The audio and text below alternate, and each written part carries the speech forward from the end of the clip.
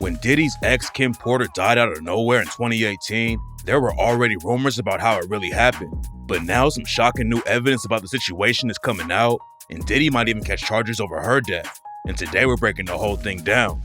Just a few days before Diddy got booked on a massive Fed case, a dude named Todd published a book on Amazon called Kim's Lost Words, A Journey for Justice from the Other Side.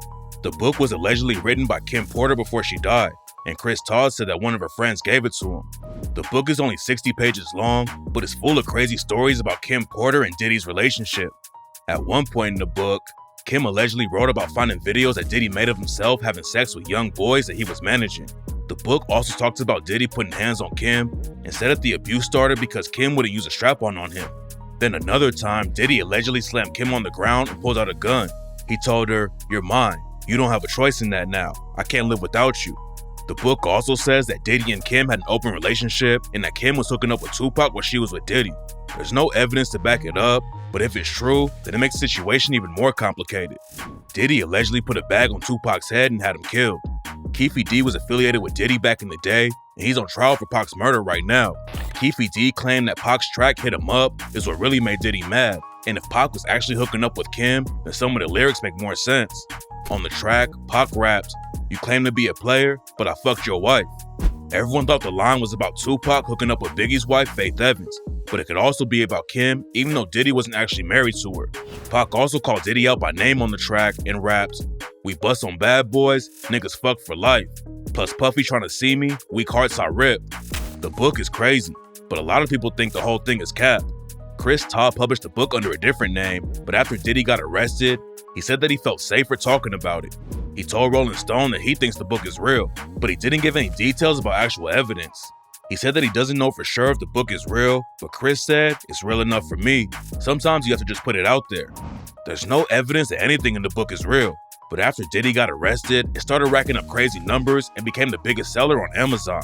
A woman named Ebony Electra was really close with Kim before she died, and Ebony hopped on IG and said the book was fake.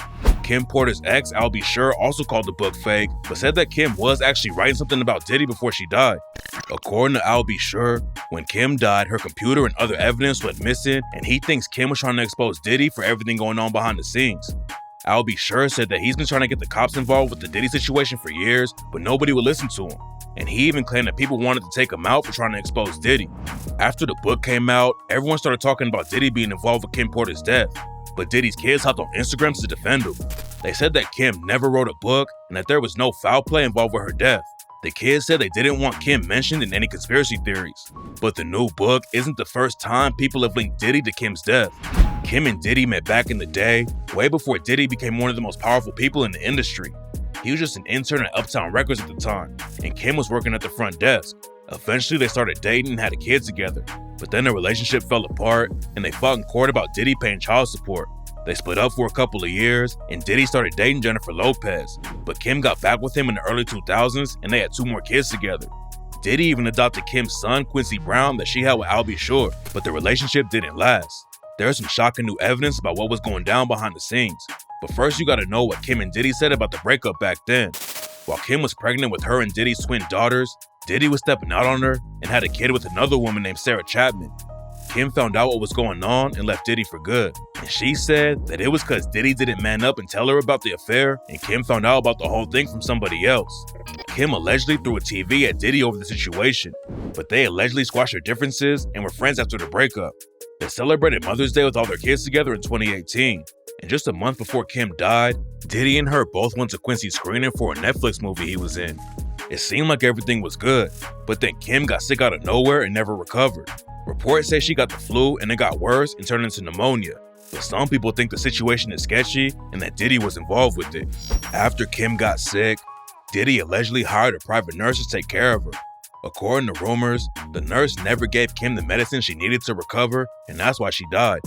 Another reason why people think the situation is weird is because a dude named Cory Gamble was at the house when Kim died. Cory Gamble is a dude from the music industry who used to be Justin Bieber's tour manager, but some people think his real job is a fixer, which basically means that powerful people hire him to take care of bad situations. Cory Gamble has also been dating Kris Jenner for years and has connections to a lot of the most powerful people in the industry.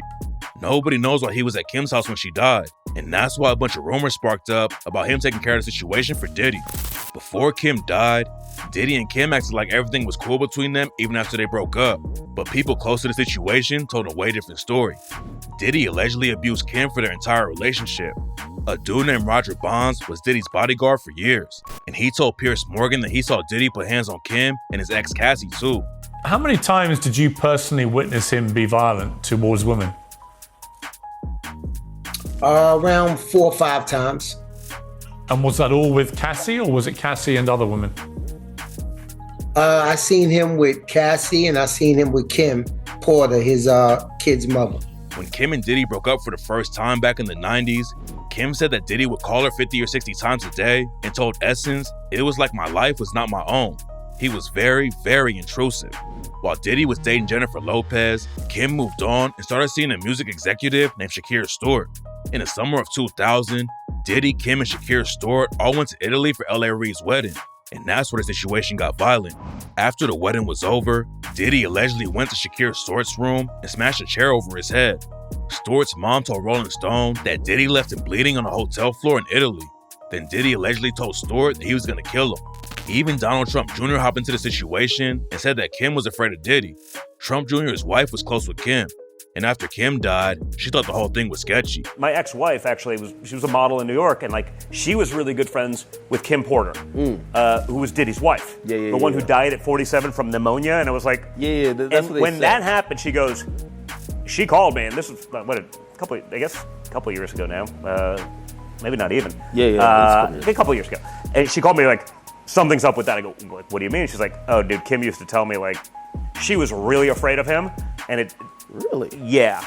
This goes back years. And so, and she was having these conversations with my ex. In 2023, a YouTube channel called Culture Spill posted some alleged emails from one of Kim's friends. The email said that Kim was actually best friends with Sarah Chapman, which was the woman Diddy had a kid with while Kim was pregnant too.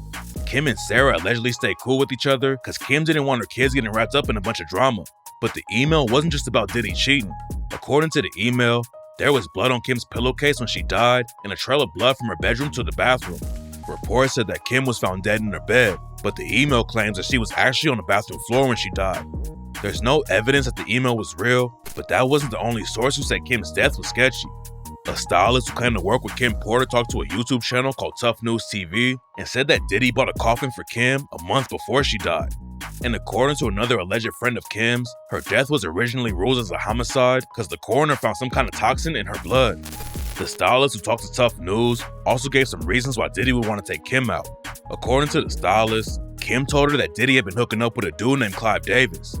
Davis has been in the music game for years and is even part of the Rock and Roll Hall of Fame.